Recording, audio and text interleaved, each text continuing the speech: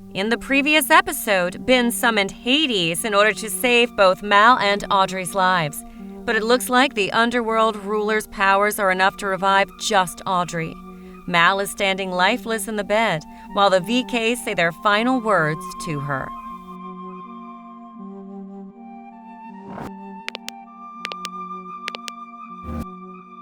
"Hey, sis," he whispered. Jay held Mal's lifeless hand in his own while speaking. "Why did you leave? You know nothing's ever going to be the same around here. Evie and Carlos are already starting to break a little. So's everyone else." He sighed. He looked into Mal's eyes, pleading that she could hear him. "I'm not going to be the same. You were pretty much the only person that could calm me down after I go crazy. You know, when I was about to go overboard or already was doing so, you knew how to keep me in check.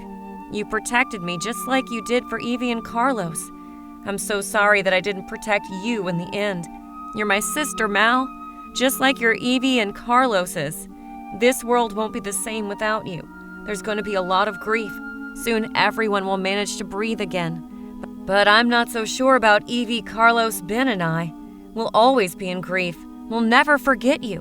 Whenever we see a dragon, we'll smile for you. Every time we see green eyes, we'll think about you. Every time we see art, we'll remember you. Every time we see a defiant, courageous, kind girl, we'll cheer for you. Wherever you go and wherever we go, there's no place that will ever forget you. The girl who sacrificed herself for a pretty pink princess." Jay chuckled, remembering that Mal said that to her mother when they were first demanded to go to Auradon. "Stay bad, hun. And don't forget who you are, rotten to the core." Jay kissed her forehead and her hand. He stayed there silent for a moment before leaving. At the doorway, he turned his head to face hers. "Say hi to Mom for me." He left and stared at Carlos and Evie, hugging and waiting for him. Jay finally couldn't keep in his tears. They spilled down his cheeks off his face. His shoulders were shaking, trying to restrain himself. Evie and Carlos rushed over to him and held him in their arms and hearts. Jay shuddered. They all clung to each other, not sure if they'd ever let go.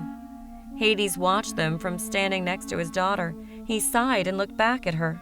She looked so much like her mother, but the smirk was his. So was the defiance, along with the heart. He sat down in the chair that was by her head. He sat there with his arms on his knees and his hands intertwined. He gazed at Mal for a minute before he spoke. "I'm so sorry. This is my fault. It's my fault you were hurt at the Isle. It's my fault you were with me at the cave. It's my fault that you're dead. Please, please forgive me. I know you asked me to heal Audrey first, but why did you leave before I could finish? Why, Mal? You're my daughter. I never got to treat you as such, and I'm so sorry. I love you."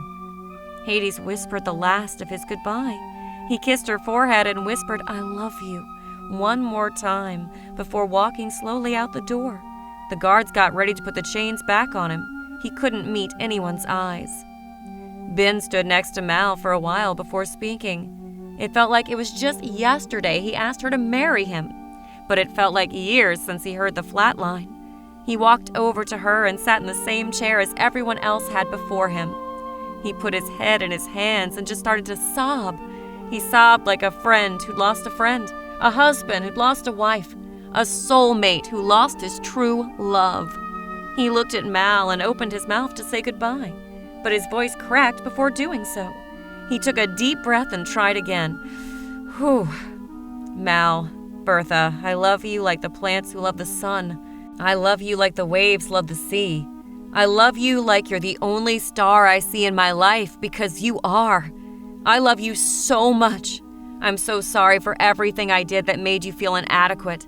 I am so sorry that I ever made you feel as if you couldn't be my queen, because I felt like I couldn't be your king. You are the most beautiful, crazy girl I've ever met in my life." Ben shakily sighed. "Before I proclaimed to bring you and the others, I had a dream. I had a dream where you saved my life.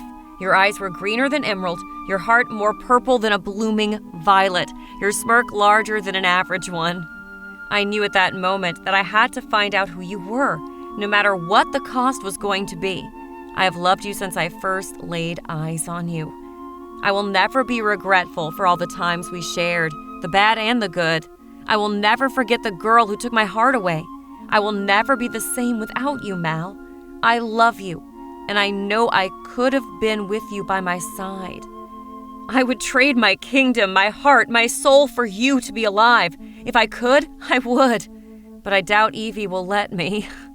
Ben chuckled, thinking of when Evie reprimanded him on his clothing choice for the proposal. She picked out the entire outfit. He smiled, remembering how happy and surprised Mal was when he got down on his knees. "Mal, I love you so much." Ben began to sing quietly, but his voice kept cracking with broken sobs. "I met this girl who rocked my world like it's never been rocked. And now I'm living just for her, and I won't ever stop. I never thought that it could happen to a guy like me. But now look at what you've done. You've got me down on my knee." Ben sighed shakily. "I love you, Maleficent Bertha." He leaned down and kissed her gently on her lips for the last time. He stood up and slowly walked to the doorway. He turned to see his fiancée for the last time before she was going to be buried. Tears were spilling down his cheeks while his heart was breaking.